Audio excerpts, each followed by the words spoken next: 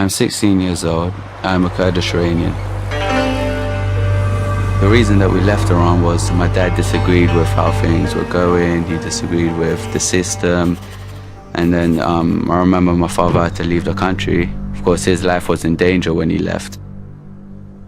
It was kind of the story of many people against the Iranian government. I suppose my father was lucky that he got away, because members of my mom's family, because they were Kurdish, a lot of them were executed.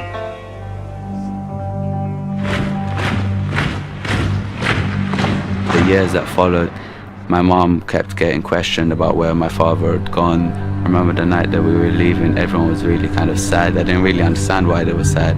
But then eventually when we got to the airport, it was that moment that I realized that I'm leaving. And then I was upset nearly the whole journey. In Italy, we had to jump over a fence, which seemed rather scary to me. We got stopped by the police and I was scared of the police dog. It was at night. I think we were going for a little forest or something, not sure. But I remember the dogs barking and that scared me.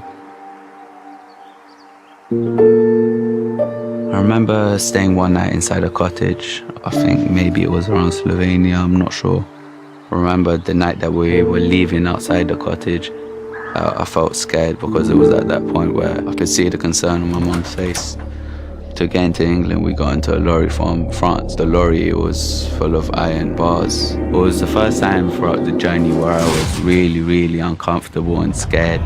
I really wanted to get off, and then when we finally got over to the UK, I remember someone cutting open the back of the lorry, kind of like one of these movies where the sunlight comes in. So, and then we came out, and I remember the British Border Agency, they were really friendly. And then of course it was around that day that I saw my dad after like 2-3 years.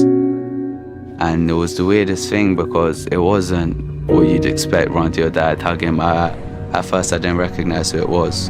And then after a while he told me how he's my dad and how he's missed me so much. And then I remember sitting in the back and my mom was sitting in the front. I remember it was that night. The whole journey I just kept looking at him, trying to figure out what's going on, who he is. And then slowly I got more and more comfortable towards him.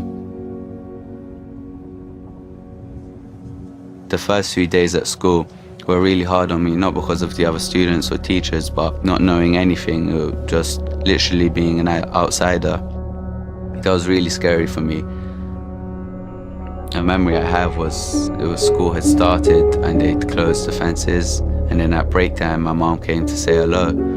And then when she did come, I talked to her, and then once the bell rang to start lessons again, I remember holding onto the fence as if it was some sort of prison.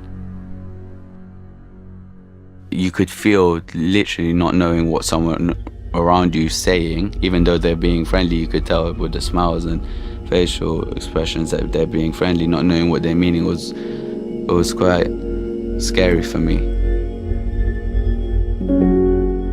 There was a mixed variety of backgrounds, and the fact that there were refugee kids at that school and this center where you'd go to after school to be with other kids, well, it was a great support. So even though the first few months were really uncomfortable, having that sense of atmosphere was a great help.